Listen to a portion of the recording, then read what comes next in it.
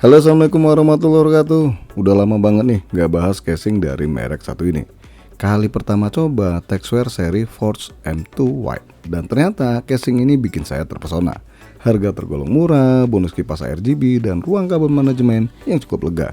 Kali ini saya diberikan kesempatan menjajal maksudnya, produk terbaru dari Texware. Tapi sebelum kita kupas tuntas, saya ucapkan terima kasih banyak nih buat S-Gear sebagai distributor resmi Texware Indonesia atas unit casingnya. Nah, bagi yang baru nongol di channel ini, monggo pencet dulu tombol subscribe, tombol lonceng, atau kalau nggak keberatan, tombol thanks, isi 1M. Ngarep.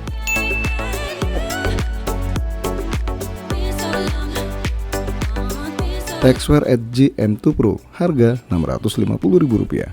Tipe ini cuma ada satu warna, hitam, nggak ada pilihan warna lain. So yang nggak suka warna putih karena takut cepet kotor, hitam merupakan pilihannya. Kalau kalian lihat di web, casing ini kelihatan kecil, wajar, karena casing ini khusus motherboard micro ATX dan mini ATX. Dalam paket penjualannya dapat bonus 3 kipas RGB. Widih, cakep gak nih? RGB beneran loh. Ukuran 14 cm x 2 bagian depan dan 12 cm x 1 bagian belakang. Nah, di dus casingnya ini terlihat ya bentuk casingnya gimana dan juga tipe lengkapnya, sama tulisan High Airflow MATX case. Pada bagian samping sebelah kanan ada penjelasan kalau udah terpasang 3 kipas RGB. Kemudian ada model, SKU, dan warna casing. Detail spek yang lebih lengkap ada di samping sebelah kanan ya. Kiri bos. Kiri apa kanan ya? Ya pokoknya ada di sebelahnya. Poin pentingnya sih casing ini support VGA panjang maksimal 330 mm, tinggi CPU cooler 175 mm, dan panjang power supply maksimal 160 mm. Kipas yang bisa dipasang maksimal 5 kipas ya, 2 di depan, 2 di atas, dan 1 di belakang. Ya kalian bisa lihat sendiri ya di video ya, biar lebih jelas.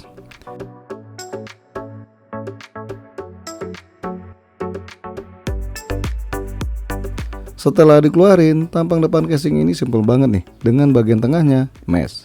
Jelas sirkulasi udaranya lebih baik dibandingkan non mesh, apalagi memaning. Di bagian depan ini nggak ada merek Texware ya, adanya cuma logo doang nih, kecil dan ditaruh di bagian bawah. Oke, kita buka dulu cover depan nih dengan menarik celah di bagian bawah cover dan krak, nggak butuh tenaga super, langsung lepas. Bagian mesh ini bisa dicopot ya, dengan meluruskan semua pengunci yang model ginian. Kalau udah lurus ya tinggal didorong keluar nih semua penguncinya. Tapi jangan keseringan, lama-lama bisa patah penguncinya kalau ditekuk dan diluruskan. Dan ini dia tampang kipas ukuran 14 cm bagian depan. Warnanya putih ya, tapi inilah yang menghasilkan LED-nya. Oke deh, kita pasang lagi cover bagian depannya. Lanjut bagian samping. Bagian kacanya ini ada list hitam yang masih enak dilihat ya. Buat buka penutupnya, sistemnya macam casing pada umumnya. Kalian buka 2 baut pengunci di bagian belakang nih. Tinggal geser, langsung lepas. Tapi wajib dipegang ya, karena pengaitnya cuma di bagian depan doang nih. Kalau main geser, kegetok lantai, khawatir pecah. Namanya juga kaca, ya kan? Setelah dibuka langsung kebayangkan dengan si dia.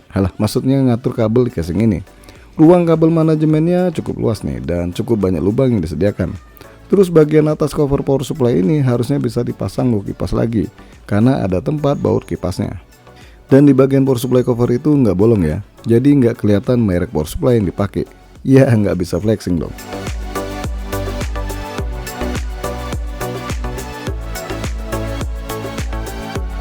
Lanjut ke bagian belakang casing. Sesuai ukurannya, jumlah slot ekspansi ada 4. Pada bagian penutup slot ekspansi, model bukanya macam rolling door, jadi gak gampang hilang nih penutup slot ekspansinya kalau modelnya kayak gini. Oke, lanjut ke bagian ruang kabel manajemen. Penutup casing bagian kabel manajemen ini rata, gak ada tonjolan. Saya suka yang ginian. Langsung aja deh kita buka penutupnya. Bahan casing ini cukup tebel loh, berasa pas dikoncang-koncang. Pokoknya digoyang-goyang. Dan coba lihat nih, cukup banyak tempat buat naruh kabel tis di casing ini. Dan pada bagian ini ada tempat SSD SATA. Tinggal buka satu baut terus pasang 1 atau 2 SSD ke plat ini ya. Dan tempel kembali platnya. Cakep sih model gini. Lanjut kita lihat nih bungkusan plastik yang isinya ada 6 kabel tis dan baut pemasangan perangkat di casing ini. Warnanya udah hitam semua ya. Nah, bagian kabel mengkabel di casing Texware ini semuanya udah hitam. Ada kabel front panel on off dan coba lihat nih. Kabel USB 3.0 dan Type-C nya, model kabelnya keren nih, udah pipih, nggak tebel macam kebanyakan kabel USB 3.0. Cakep nih kalau semua casing pakai model ginian ya. Kemudian ada kabel power SATA buat power 3 kipas ya. terus kabel 4 pin yang udah sambung-menyambung dari sononya, dan satu lagi kabel LED nih yang udah kecolok juga nih. Nah ini fungsinya buat atur RGB di kipas kalau motherboard kalian itu nggak support ARGB. Dan satu konektor 3 pin ARGB yang pusatnya ada di kipas bagian belakang, yang 2 di depan itu ngikut yang bagian belakang. Pada bagian bawah seperti biasa ada tempat power supply dan juga tempat hard disk yang bisa dilepas pasang.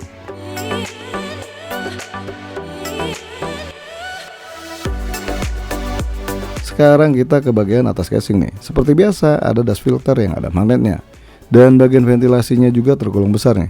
Bagian atas ini bisa dipasang 2 kipas ukuran 14 cm. Ya samaan sih dengan bagian depan yang bisa dipasang 14 cm ya.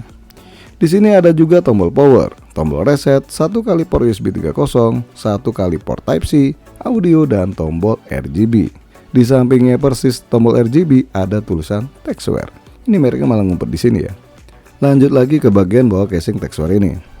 4 kaki casing ini udah dilapisin baja. Halah, busa maksudnya. Cukup tebal sih, nggak tipis-tipis banget. Kemudian ada dust filter di bagian ventilasi power supply, tapi rada kecil ya ukuran ventilasinya. Dan buat lepas pasang dust filter ini gampang. Nah ini dia nih 2 baut pengunci dudukan hard disk yang ada di bagian power supply cover tadi. Tinggal copot 2 baut ini, lepas dudukannya, baru deh pasang hard disknya.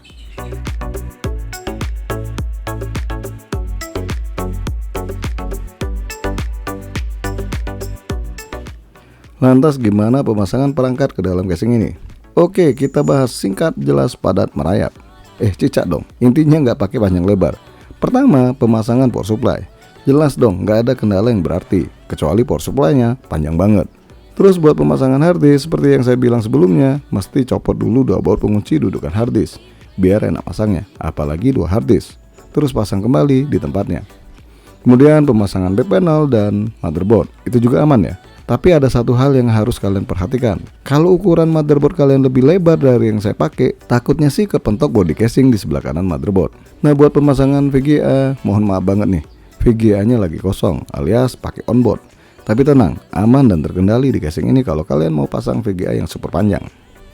Kalau ngomongin kabel manajemen casing ini, cukup bagus nih kalau kata saya. Ruang kabel manajemennya nggak terlalu sempit. Kemudian kabel-kabel pendukung macam USB 3.0 dan Type-C dibuat pipi ya. Jadi makin mudah ngerapin kabel di casing ini. Bisa dilihat nih hasil merapikan kabel di area belakang casing. Gimana? Berantakan nggak? Ya kelihatannya berantakan ya. Tapi tenang, pas lihat di depan masih kelihatan rapi. Apalagi casing ini kan warna hitam nih, kabelnya berkamuflase, makin nggak kelihatan.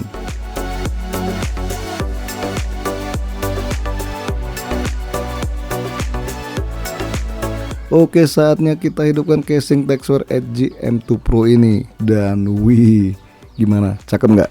Casingnya hitam manis, enak dipandang. Padu padan warna hitamnya nggak terlalu over ya, alias berlebihan. Terlebih lagi fan-nya udah RGB ya, jadi bisa menyesuaikan warna yang kita sukai. Oh ya, biar sinkron fan RGB ke motherboard yang support RGB, selain dicolok 3 pin RGB-nya, kalian wajib pencet dan tahan tombol LED RGB di casing. Kesimpulannya, dengan harga di angka Rp650.000, kalian dapat casing yang ruangannya cukup lega. Bonus 3 kipas RGB, kemudian kabel USB 3.0 yang pipi, dan ada port USB Type-C. Salah satu port yang nggak semua casing terapkan ya, apalagi di rentang harga segini. Dan menurut saya, harga segini sangat pantas nih dengan apa yang kalian dapatkan. What you get is what you buy. Kebalik bos, salah ya? Ya pokoknya gitu ya, kekurangannya bos. Pasti ada dong. Pertama, pilihan warna cuma hitam nih. Coba deh kalau ada warna putih atau malah pink. Biasanya cewek suka pink ya. Kedua, port USB-nya harusnya ditambah satu lagi ya. Bagus sih ada port Type-C di bagian depan, tapi minimal ada satu lagi port USB 3.0 atau 2.0 nih, biar nggak pada rebutan nyolok di bagian depan nih. Karena nggak semua device pakai Type-C ya. Oke guys, sampai di sini aja dulu bahasan casing Texware Edge M2 Pro ini. Jangan lupa support terus channel ini dengan cara subscribe, like, dan share. Terima kasih udah mampir di NK Channel.